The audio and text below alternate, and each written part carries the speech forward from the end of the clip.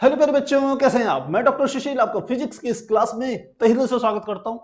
प्यारे बच्चों, आप में से बहुत से स्टूडेंट की डिमांड आ रही थी कि सर फिजिक्स की कुछ फंडामेंटल्स के वीडियोस तैयार कीजिए, कुछ बेसिक फिजिक्स से रिलेटेड वीडियोस डालिए जो कि हमारी फिजिक्स की जो बेसिक नॉलेज है उसको डेवलप कर सके। इसी बात को ध्यान में रखते हुए प्यारे बच्चों, एक नई सीरीज में शुरू कर रहा हूं फंडामेंटल ऑफ फिजिक्स की। ये जितनी अधिक इंपॉर्टेंट क्लास 9 से लेकर 12th तक के स्टूडेंट के लिए होगी, उतनी ही अधिक इंपॉर्टेंट प्यारे बच्चों ये कॉम्पिटेटिव एग्जाम्स के लिए होगी। अब देखिए कि इसमें जो भी चीजें आपको बताई जाएगी वो इक्वली आपके लिए सब जगह बेनिफिशियल होगी, क्योंकि यदि आपको बेसिक की नॉलेज है तो आप हायर लेवल की चीजों को आसानी से समझ पाते हैं। तो प्यारे बच्चों, इस सीरीज में आज सबसे पहले हम जो ले रहे हैं वह ले रहे हैं यूनिट्स को, यानी कि मात्रकों को। और यह बहुत अधिक इंपॉर्टेंट होता है, क्योंकि जब कभी भी कोई स्टूडेंट, हम कह सकते हैं कोई न्यूमेरिकल सॉल्व करता है तो लास्ट में मात्रकों में आकर के अटक जाता है। कभी आपको न्यूमेरिकल सॉल्व करें, किसी एक टाइप्स के मात्रक आपको दे रखे हो, किसी दूसरे टाइप के मात्रकों में आपको आंसर पूछा हुआ हो, जैसे कि कॉम्पिटेटिव एग्जाम्स में होता है, तो वहां पर स्टूडेंट्स को काफी प्रॉब्लम आती है। तो इस चीज को ध्यान में रखते हुए हम पहला वीडियो आज शुरू कर रहे हैं, जिसमें आपको मात्रकों यानी कि यूनिट्स के बारे में डिटेल से हम चर्चा करने वाले हैं। वीडियो लंबा हो सकता है प्यारे बच्चों, लेकिन बहुत अधिक बेनिफिशियल होगा आपके लिए। तो शुरुआत करते हैं हमारी पहली टॉपिक से, जो कि हमारा भौतिक राशियां। भौतिक राशियां क्या चीज है, फिजिकल क्वांटिटीज क्या चीज है। भौतिक राशियों का अर्थ है ऐसी राशियां जो कि हम कह सकते हैं जिनको हम आंकड़ों के रूप में प्रदर्शित कर सकते हैं। आप अपने अगल बगल कुछ भी चीजों को देखिए जिनको आप नंबर्स के रूप में रिप्रेजेंट कर सकते हैं। आप कहते हैं आज बहुत गर्मी है, तो आप क्या कर सकते हैं, इसको टेम्परेचर को डिजिट के रूप में, नंबर्स के रूप में रिप्रेजेंट कर सकते हैं कि आज का तापमान 27 डिग्री सेंटीग्रेड है, 33 डिग्री सेंटीग्रेड है, 40 डिग्री सेंटीग्रेड है। डाटा के रूप में रिप्रेजेंट कर रहे हैं।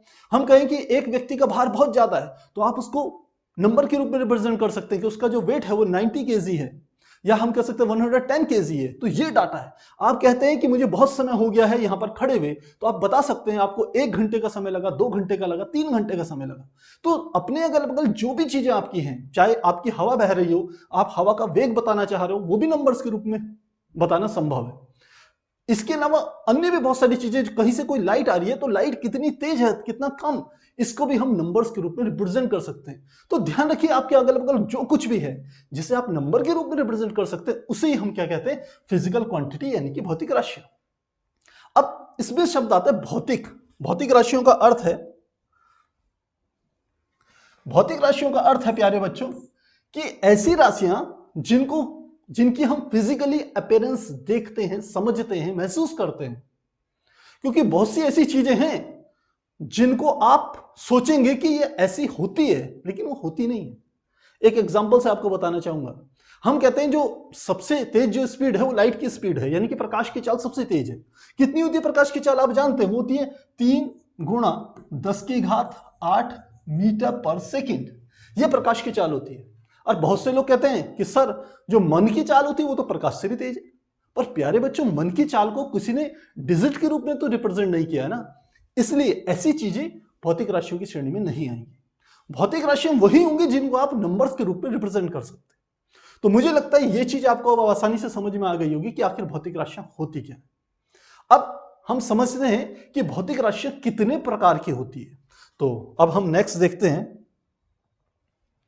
भौतिक राशियां की यदि डेफिनेशन की बात करें उससे पहले, तो हम कहेंगे कि वह राशियां जिन्हें मापा जा सके, जैसा मैंने आपको बताया, वह राशियां जिन्हें मापा जा सके भौतिक राशियां कहलाती हैं। जैसे लंबाई हो गया, द्रव्यमान हो गया, वेग आदि हो गया। अब वेग आपका दौड़ने की रफ्तार भी हो सकती है, किसी गाड़ी की रफ्तार भी हो सकती है, या हम कह सकते हैं किसी नदी का वेग भी हो सकता है। नदी में जो जल बह रहा है उसके वेग को भी आप कैलकुलेट कर सकते हैं। तो ये सब चीजें क्या है, भौतिक राशियां। काफी आसान है मुझे लगता है। अब देखते हैं भौतिक राशियों के हम प्रकार क्या है।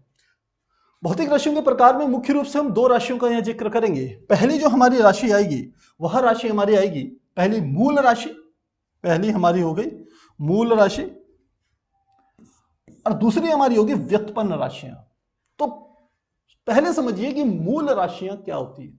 मूल राशियों का अर्थ उन भौतिक राशियों से है प्यारे बच्चों जो कि दूसरों पर निर्भर नहीं करती। ऐसी सभी भौतिक राशियां जिनको व्यक्त करने के लिए, एक्सप्रेस करने के लिए हमें किसी दूसरी राशि की आवश्यकता नहीं होती, ऐसी सभी राशियों को हम मूल राशियां यानी कि फंडामेंटल क्वांटिटीज कहते हैं। काफी आसान है। दूसरा आता है व्युत्पन्न राशियां क्या होती है। व्युत्पन्न राशियों का अर्थ वे राशियों से है, उन राशियों से है जिनको की रिप्रेजेंट करने के लिए, जिनको प्रदर्शित करने के लिए हमें मूल राशियों पर निर्भर रहना पड़ता है। अर्थात यह अपने आप में क्या है, स्वतंत्र है। ये क्या है, स्वतंत्र है। और जबकि यह जो राशियां होती हैं यह मूल राशियों पर निर्भर करती है, मूल राशियों पर निर्भर होती हैं, निर्भर होती हैं। इसलिए इनको क्या कहते हैं, व्युत्पन्न राशियां कहते हैं। तो काफी आसान है, मुझे लगता है समझ में आ गया होगा। अब इनमें हम डिटेल में इन पे चर्चा करते हैं। तो सबसे पहले हम समझते हैं कि मूल राशियां क्या हैं। तो परिभाषा में आपको बता चुका हूं कि वे सभी भौतिक राशियां जिनको प्रदर्शित करने के लिए, एक्सप्रेस करने के लिए किसी दूसरी राशि की आवश्यकता नहीं होती, उन्हें मूल राशियां कहते हैं। एग्जाम्पल क्या है, जैसे मैं कहूं कि मैंने कहा लंबाई है, इसके एग्जाम्पल हम क्या ले सकते हैं, जैसे हमने कहा लंबाई। अब देखिए लंबाई क्या है, आप किसी वस्तु की मान लेते हैं इस बोर्ड की आपको लंबाई नापनी है, तो आप सीधे स्केल लेंगे, सीधे नाप लेंगे, आपको किसी दूसरी चीज की आवश्यकता नहीं है। दूसरा मैं कहूं कि जैसे मैंने कहा द्रव्यमान है, द्रव्यमान भी एक हम कह सकते हैं मूल भौतिक राशि है, क्योंकि किसी वस्तु का द्रव्यमान नापना है, आप सीधे उसको वेट मशीन पे रखिए और आप उसका द्रव्यमान ज्ञात कर सकते हैं। तो द्रव्यमान या आप कह सकते हैं जो मास है वह भी अपने आप में क्या है, एक स्वतंत्र भौतिक राशि है, यानी कि मूल भौतिक राशि है। या इसके साथ में हम ले सकते हैं समय, कि मैं कितनी देर से यहां पढ़ा रहा हूं, तो सीधे आपको केवल घड़ी देखनी, कुछ और देखने की आवश्यकता नहीं है। तो यह सभी राशियां, इसके अलावा और भी अन्य राशियां हैं, वे सभी राशियां जिनको पूर्ण रूप से व्यक्त करने के लिए किसी दूसरी राशि की आवश्यकता नहीं होती, उन सभी राशियों को मूल राशियां कहते हैं। आपको यह भी ध्यान रखना है कि लंबाई को व्यक्त करने के लिए द्रव्यमान की आवश्यकता नहीं है, या समय की आवश्यकता नहीं है, या अन्य राशियों की आवश्यकता नहीं है, ये अपने आप में स्वतंत्र है। ऐसी बाकी सब राशियां, ये द्रव्यमान तथा समय भी अपने को व्यक्त करने के लिए अन्य राशियों पर निर्भर नहीं करती है। इसलिए इन्हें क्या कहते हैं, हम कहते हैं मूल राशियां कहते हैं। अब मूल राशियों के हम कह सकते हैं कि कितने, या डेफिनेशन इसकी ले ली जाए तो क्या है, वे भौतिक राशियां जो अन्य राशियों पर निर्भर नहीं करती, मूल राशियां कहलाती है, जैसा मैंने आपको बताया। और यह मुख्य रूप से 7 प्रकार की होती है। कौन कौन सी होती है, सबसे पहले आ गया लंबाई, द्रव्यमान, समय, ताप, विद्युत धारा, ज्योति तीव्रता, पदार्थ की मात्रा। ज्योति तीव्रता क्या है, ज्योति तीव्रता है कि कोई कहीं से किसी प्रकाश का कोई स्रोत है, उससे कितना प्रकाश आ रहा है, कम आ रहा है, थोड़ा ज्यादा आ रहा है, यह भी अपने आप में एक भौतिक राशि है, जिसे हम ज्योति तीव्रता के कह सकते हैं नाम से जानते हैं। तो मुझे लगता है काफी आसान है, आपको समझ में आ गया होगा। आप चाहें तो इसका एक स्क्रीनशॉट ले सकते हैं इस डेफिनेशन का। अब हम आगे देखें, आगे हमारे पास आती है व्युत्पन्न राशियां। तो व्युत्पन्न राशियां कौन सी हैं, वे राशियां जिनको एक्सप्रेस करने के लिए, व्यक्त करने के लिए हमें मूल राशियों की आवश्यकता होती है। यह स्वतंत्र नहीं होती, यह परतंत्र होती है, दूसरों पर डिपेंड करती है। ऐसी सभी भौतिक राशियों को व्युत्पन्न राशियां कहते हैं। तो क्या है इसमें, हम यदि इसको ये समझें, व्युत्पन्न राशियों को,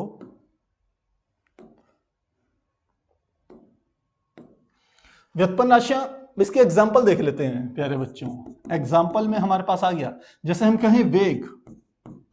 अब आप जानते हैं वेग बराबर क्या होता है, वेग बराबर होता है विस्थापन बटे समय। वेग बराबर होता है विस्थापन बटे समय। विस्थापन कैसी है, ये एक मूल राशि जो है वो है लंबाई। लंबाई मूल राशि को हम विस्थापन के पदों में व्यक्त करते हैं। इसी प्रकार जो हमारे पास समय है, यह भी हमारे पास क्या है, एक मूल राशि है, यानी कि यह समय मूल राशि पर डिपेंड करता है। तो ये दो चीजें हमारे को लगता है समझ में आ गई। तो वेग लंबाई और समय पर निर्भर कर रहा है, स्वतंत्र नहीं है, इसलिए इसको व्युत्पन्न राशि हम कहते हैं। इसके अलावा दूसरा एग्जांपल ले लें, मान लेते हैं हम ले लेते हैं बल ले लेते हैं। बल बराबर, बल का सूत्र होता है द्रव्यमान गुणा त्वरण। बल का सूत्र होता है द्रव्यमान गुणा त्वरण।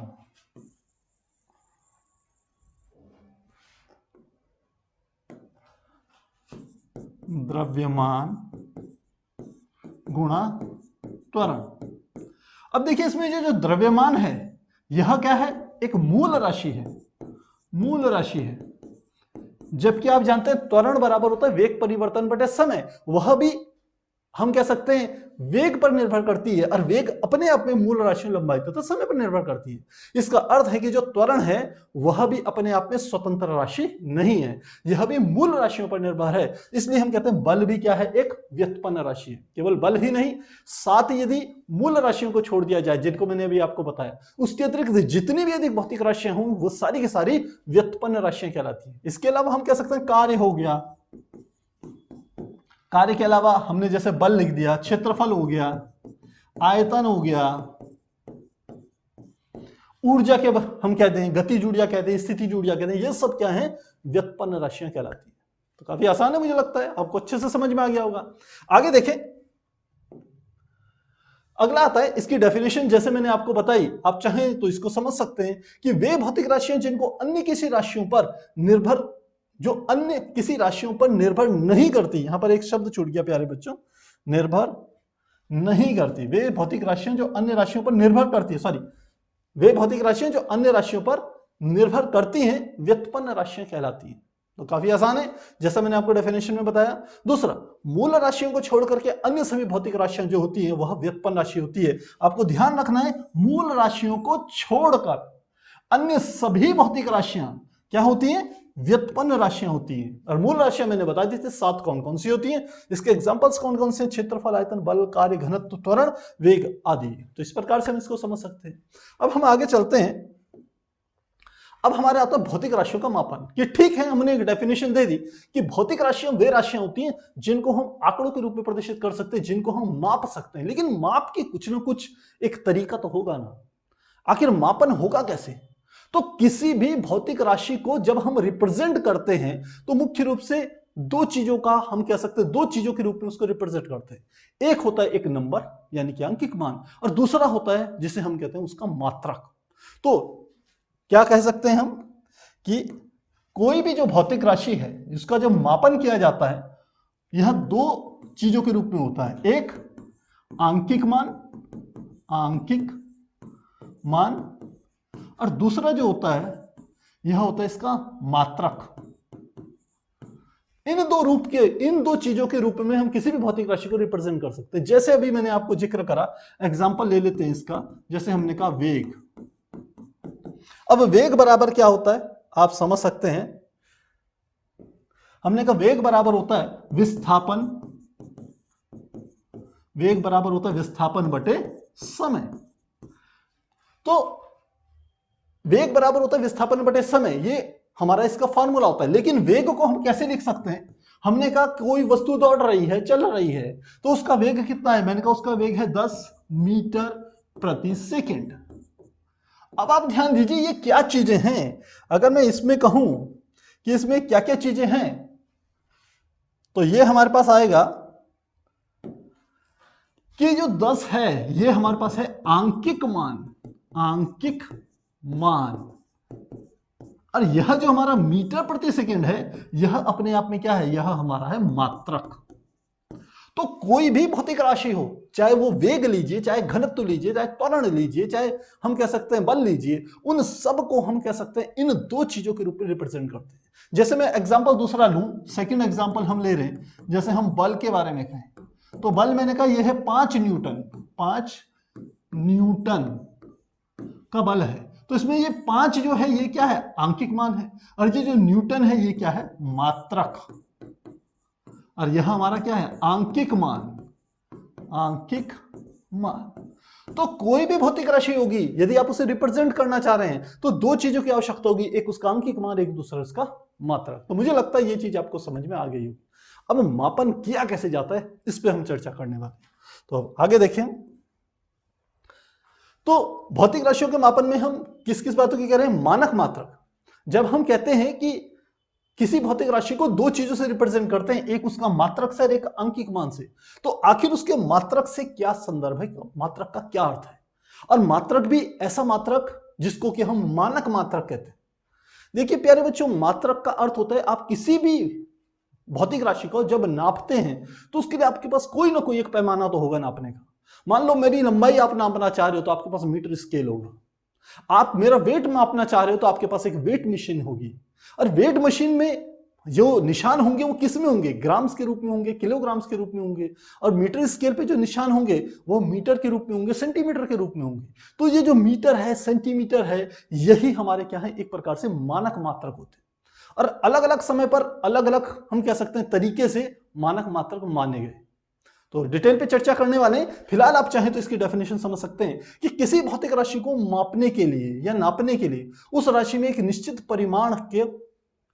परिमाण को क्या मान लेते हैं, मात्रक मान लेते हैं या मानक मान लेते हैं, तथा इस मानक को कोई नाम देते हैं। इसी मानक को हम क्या कहते हैं, उस भौतिक राशि का मात्रक कहते हैं। तो क्या चीज यहां ध्यान देने वाली है प्यारे बच्चों, यहां ध्यान देने वाली बात यह है कि किसी भौतिक राशि को नापने के लिए उस राशि के एक निश्चित परिमाण, सबसे इंपॉर्टेंट वर्ड इसमें यह है निश्चित परिमाण, कि कुछ भी आप नाप रहे हो, मान लो वेट नाप रहे हो, समय नाप रहे हो, लंबाई नाप रहे हो, कुछ भी टेम्परेचर नाप रहे हो, तो सबसे पहले तो आपको एक निश्चित परिमाण को मानना पड़ेगा कि इतनी चीज यदि होगी तो वो एक होगी।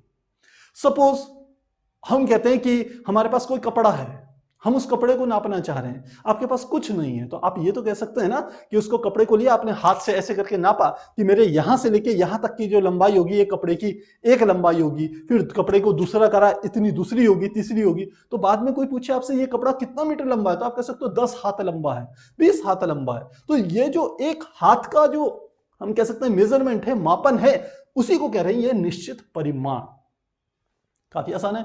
आप बाजार में सामान लेने जाते हो, मान लो आप चीनी लेने जा रहे हैं, तो आपने कहा मुझे 5 किलो चीनी दीजिए, तो वो क्या करता है, 1 किलो चीनी का उसके पास एक डेफिनेट हम कह सकते हैं मात्रा होती है, तो वह उसी के हिसाब से आपको यदि 5 बार तोल के दे दे तो वो 5 किलो के बराबर होगी। हालांकि बाजार में आप जानते हैं 5 किलो का एक अलग बाट आता है, लेकिन वह 1-1 किलो के 5 बाटों के सम के बराबर होता है।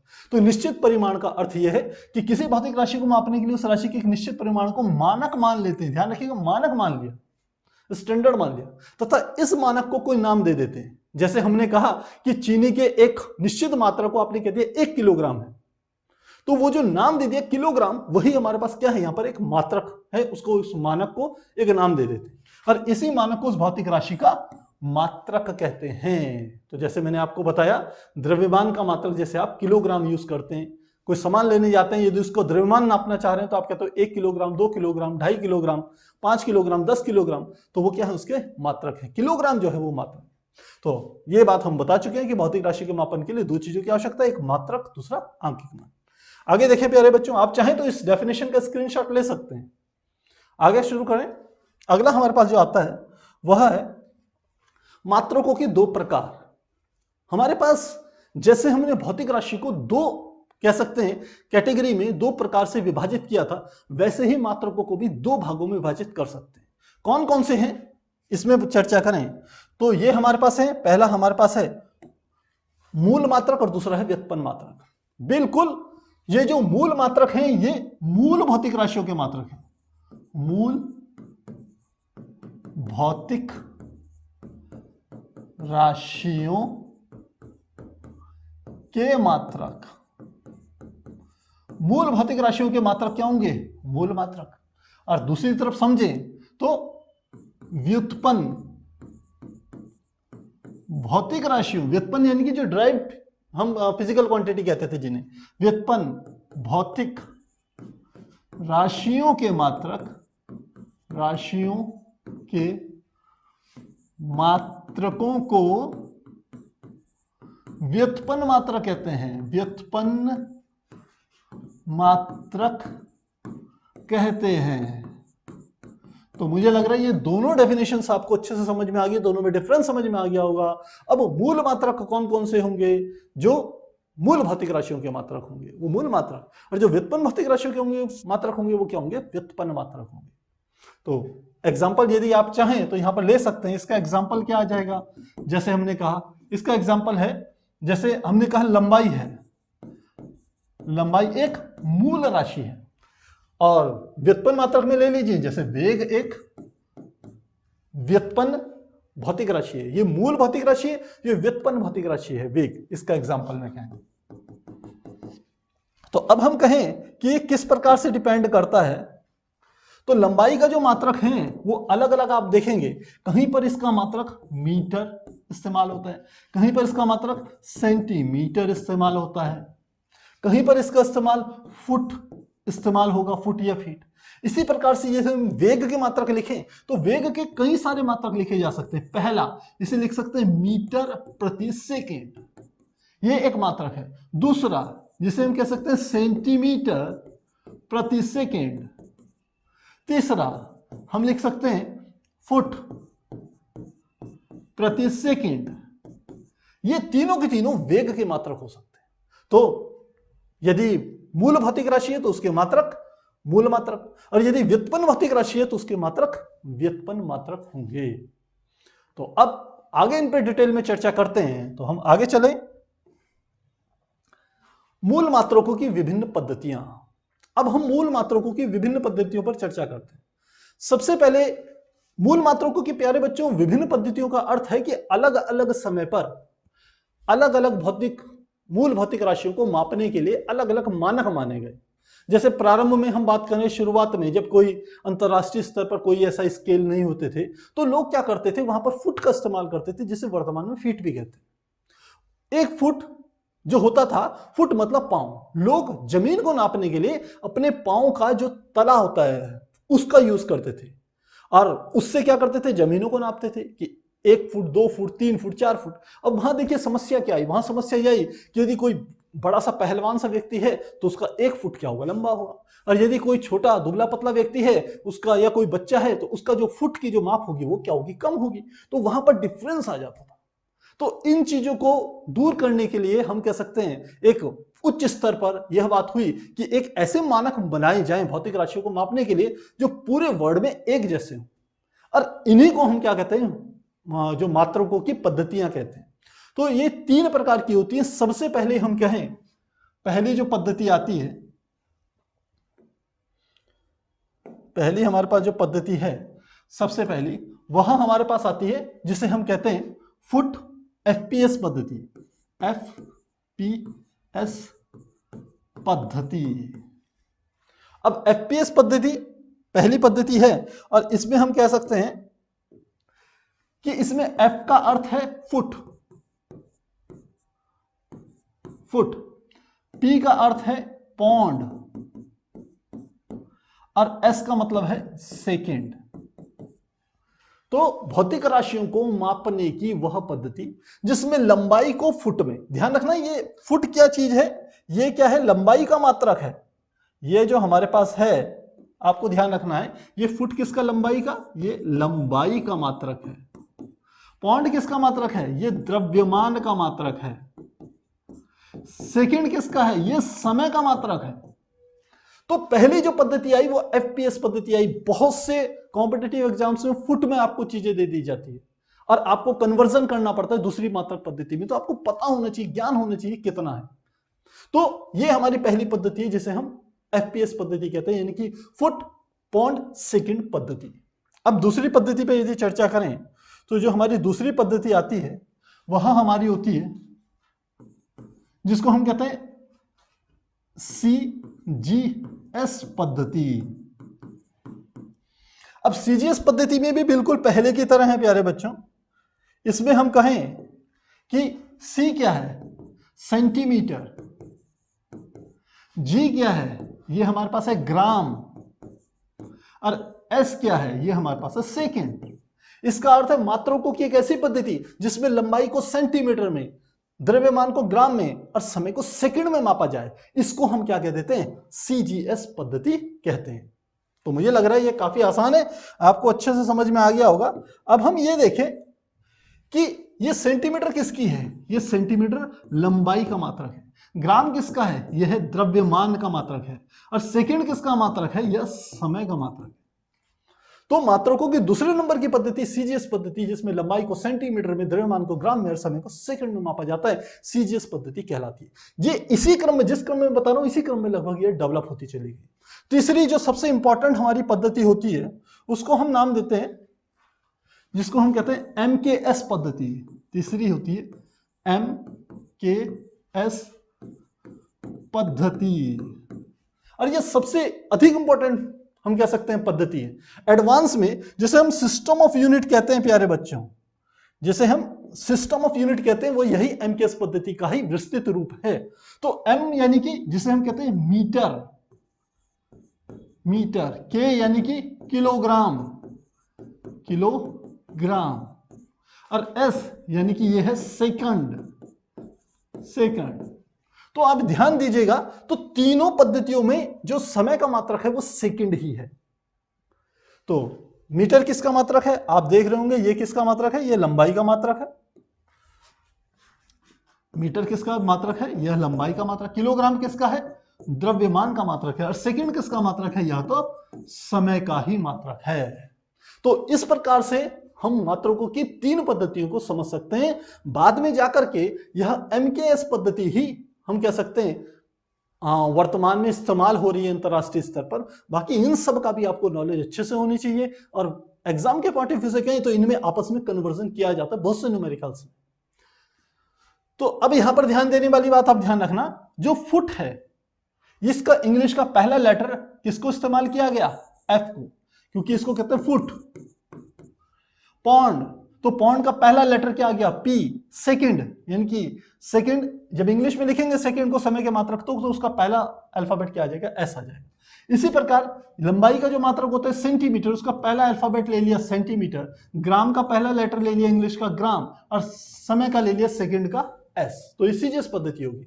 इसी प्रकार यदि लंबाई को मीटर में, तो मीटर को इंग्लिश में लिखें तो उसका पहला अल्फाबेट आएगा एम, यानी कि मीटर के लिए एम। किलोग्राम का पहला लेटर के, और सेकंड का पहला लेटर एस। तो ये हमारे पास क्या होगी, तीन प्रकार की पद्धति होगी। मुझे लग रहा है काफी आसान है, आप चाहें तो इसका स्क्रीनशॉट ले सकते हैं। आगे देखें प्यारे बच्चों, तो अगला हमारे पास आता है अंतरराष्ट्रीय मात्रक पद्धति। अभी मैंने आपको बताया कि जो एमकेएस पद्धति है इसी का जो विस्तृत रूप था वही हमारे पास क्या था, एसआई सिस्टम था, यानी कि इंटरनेशनल सिस्टम ऑफ यूनिट्स। तो किसका था अभी मैंने आपको बताया, जहां हमारे पास आता है, हमने कहा एमकेएस पद्धति का ही विस्तृत रूप एसआई पद्धति है। अब एसआई का भी ध्यान रखना, इसकी फुल फॉर्म क्या है, इसका एसआई की फुल फॉर्म है इंटरनेशनल सिस्टम ऑफ यूनिट्स। ये इसकी क्या है, फुल फॉर्म। अब एसआई पद्धति क्या है, जैसे हमने आपको बताया था मूल भौतिक राशियों को जो हमने मानी थी वो 7 प्रकार की थी।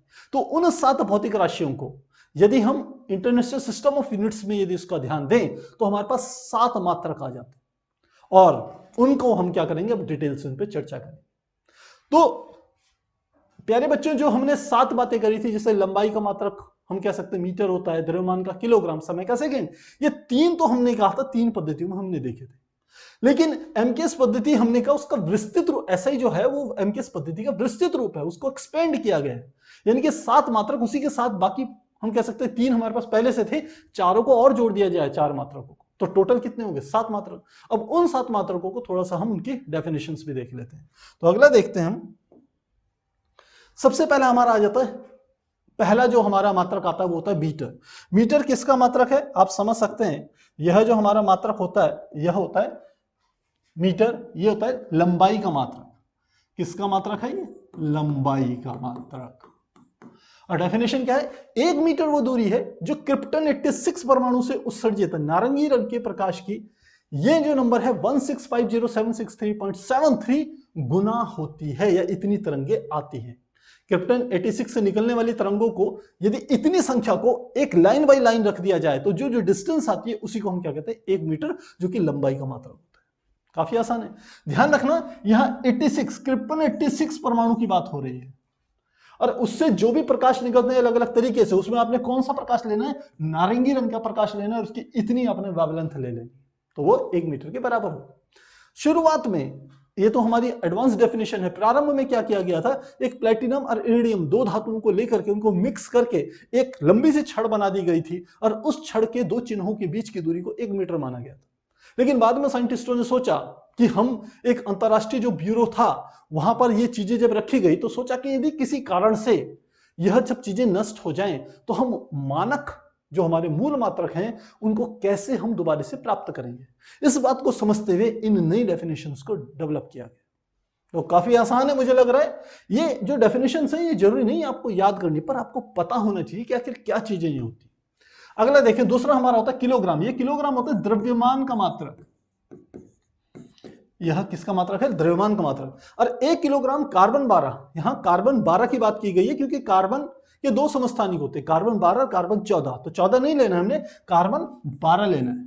कार्बन 12 के 5.0188 गुणा 10 की घात 25 परमाणु का जो द्रव्यमान होता है वह क्या होता है हमारा 1 किलोग्राम के बराबर होता है। या आप कह सकते हैं कि 4 डिग्री सेंटीग्रेड पर 1 लीटर जल का जो द्रव्यमान होता है वो भी 1 किलोग्राम होता है। तो दोनों डेफिनेशंस में से आपको जो अच्छी लगे आप उसे समझ सकते हैं।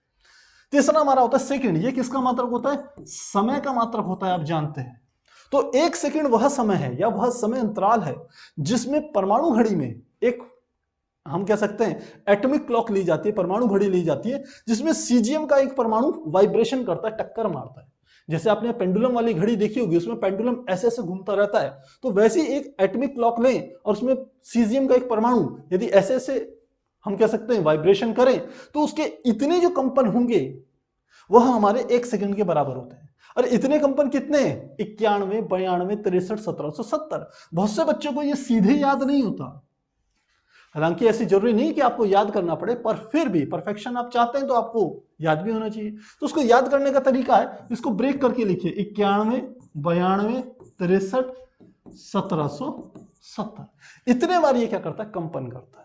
काफी आसान है। अगला एम्पियर। एम्पियर क्या है? यह विद्युत धारा का मात्रक है, ध्यान रखना, यह है विद्युत धारा का मात्रक है एम्पियर। और 1 एम्पियर वह विद्युत धारा है जो निर्वात में 2 सीधे समांतर यदि तार हम ले लिए जाएं, यदि इस तरीके से हम 2 तार लें, एक तार ये ले लिया, एक ये तार ले लिया, और इन तारों में यदि हम कहें बहने वाली की धारा का मान 1 एम्पियर हो, एम्पियर को इंग्लिश के जो हमारा कैपिटल लेटर होता है ए, उससे रिप्रेजेंट करते हैं। तो इसमें भी 1 एम्पियर धारा बह रही है, इसमें भी यदि 1 एम्पियर धारा बहे, तो यह इन यदि तारों के बीच की दूरी यदि 1 मीटर हो, 1 मीटर हो तारों के बीच की दूरी, तो इन तारों के बीच लगने वाला जो बल होगा यदि वो 2 गुणा 10 की घात -7 न्यूटन के बराबर हो।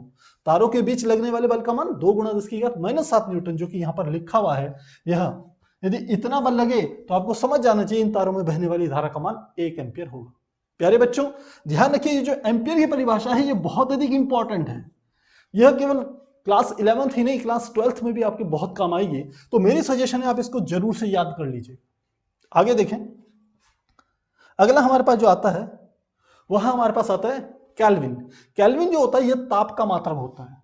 केल्विन जो है यह हम कह सकते हैं यह ताप का मात्रक है, ताप का। तो 1 केल्विन वह ताप है जो जल के त्रिक बिंदु, देखिए यह शब्द आए त्रिक बिंदु। त्रिक बिंदु या ट्रिपल पॉइंट एक ऐसा बिंदु होता है ग्राफ में जिसके एक तरफ जाने पर जल ठोस अवस्था में, दूसरी तरफ जाने पर, दूसरे क्षेत्र में जाने पर वह द्रव अवस्था में, तीसरे क्षेत्र में आने पर वह गैसीय अवस्था में प्राप्त होता है। क्योंकि जल आप जानते हैं भाप के रूप में गैसीय अवस्था में, जल के रूप में द्रव अवस्था में, और हम कह सकते हैं कि तीसरा बर्फ के रूप में ठोस अवस्था में रहता है। तो त्रिक बिंदु मतलब एक ऐसा पॉइंट जिसके एक तरफ जाने पर जल मिले, एक तरफ जाने पर बर्फ मिले, एक तरफ जाने पर वाष्प मिले। तो जल के त्रिक बिंदु के ऊष्मागतिकी ताप का 1/273.16 भाग है। तो यह हमारा क्या है? केल्विन की डेफिनेशन है। केल्विन ताप का मात्रक है। अगला है कैंडिला। कैंडिला होता है ज्योति तीव्रता का मात्रक। यह है ज्योति तीव्रता का मात्रक, ध्यान रखिएगा। तो ज्योति तीव्रता का मात्रक कैंडिला। कैंडिला क्या है? कृष्णिका, यानी कि जिसे हम ब्लैक बॉडी कहते हैं। कृष्णिका के तल के लंबवत दिशा में उसके 1/, और यह हमारे पास है 6 लाख वर्ग मीटर क्षेत्रफल की ज्योति तीव्रता है। जबकि कृष्णिका का ताप, कृष्णिका जो ब्लैक बॉडी है उसका ताप कितना होना चाहिए? प्लेटिनम के गलनांक के बराबर हो, जो कि 2046.65 केल्विन के बराबर होता है, और दाब इतना हो, तो हम कहेंगे उससे जो विकिरण निकलेगी उसको हम कहेंगे 1 कैंडिला के बराबर होगा, जो प्रकाश निकलेगा। अगला आता है हमारा मोल। मोल का इस्तेमाल किया जाता है केमिस्ट्री में, मेनली यूज किया जाता है कि कोई गैस है उसके अणुओं की संख्या कितनी है। तो अणुओं की जो एक संख्या होती है, 1 मोल का मतलब होता है अणुओं की एक निश्चित संख्या, अणुओं की कह लीजिए, परमाणुओं की कह लीजिए, आयनों की संख्या कह लीजिए। तो यह मोल जो है वो हमारे एक संख्या को रिप्रेजेंट कर सकता है। तो एक मोल कैसे कह रखा, एक मोल किसी पदार्थ की वो मात्रा है जिसमें अवयवों की संख्या कार्बन 12 के 12 ग्राम अथवा 0.012 किलोग्राम के परमाणुओं की संख्या के बराबर है। यानी कि कार्बन 12 के यदि आप इतने द्रव्यमान ले लें तो उसमें परमाणुओं की जो संख्या होगी वह किसके बराबर होगी, एक मोल के बराबर होगी। और ये किसका मात्रक होता है, पदार्थ की मात्रा का, पदार्थ की मात्रा का। काफी बच्चे इस द्रव्यमान में पदार्थ की मात्रा में कंफ्यूज करते हैं। द्रव्यमान एक अलग चीज है और जो पदार्थ की मात्रा है वो बिल्कुल एक अलग कॉन्सेप्ट है। तो मुझे लगता है काफी आसान है। तो ये हमारी क्या होगी प्यारे बच्चों, 7 के 7 डेफिनेशन होगी, बहुत ही अधिक इंपॉर्टेंट है। लेकिन साइंटिस्टों ने देखा कि अभी भी कुछ चीजें ऐसी रह गई हैं जिनको कि इन 7 मूल मात्रकों में जिनको जगह नहीं मिल पाई। तो बाद में उन मात्रकों की खोज हुई और उनको नाम दिया गया पूरक मात्रक। तो अगला हम समझते हैं पूरक मात्रक, कॉम्प्लीमेंट्री यूनिट्स कहा जाता है। तो पूरक मात्रक क्या होते हैं, पूरक मात्रक वे मात्रक होते हैं जिनको कि हम कह सकते हैं इन 7 मात्रकों में जिनका काम हम कह सकते हैं नाम नहीं आया है, या कुछ ऐसी भौतिक राशियां हैं जो होती तो अलग हैं, स्वयं पर निर्भर करती हैं, लेकिन हम कह सकते हैं उनको मूल मात्रकों में जगह नहीं मिल पाई। तो उस मूल मात्रकों को पूर्ण करने के लिए इन पूरक मात्रकों कॉम्प्लीमेंट्री यूनिट्स को क्या किया गया, इस्तेमाल में लाए गए। तो क्या क्या होते हैं इसमें, मुख्य रूप से हम बात करेंगे 2 मात्रकों की। पहला हम कहते हैं, एक हमारा होता है पूरक मात्रक में जिसको हम कहते हैं रेडियन, यह मात्रक होता है कोण का, ध्यान रखिएगा ये कोण का मात्रक होता है। और दूसरा हम कहें तो वह होता है स्टेरेडियन, स्टेरेडियन, और यह हमारा होता है घन कोण का मात्रक, यह घन कोण का मात्रक है। अब कोण और घन कोण क्या चीजें हुई इनको समझिए। तो हम कह सकते हैं कि यदि मैं मान लो मेरे पास एक इस तरीके का ये कोई पार्टिकल है, ये यहां पर है, ये थोड़ी देर में घूम करके यहां से ये यहां चले जाता है, ये यहां से घूम करके यहां चले गया, तो इन 2 पॉइंट्स के बीच का जो ये झुकाव होगा यही हमारा क्या कहलाता है, कोण कहलाता है। ध्यान रखिएगा, यदि आप चाहें तो इसको एक सर्कल के रूप में बना सकते हैं, ऐसा बना सकते हैं। तो जहां ये सर्कल का क्या है, केंद्र है। थोड़ा और अच्छे तरीके से बनाएं, तो इसको बना देते हैं और अच्छे तरीके से इसको बनाएं।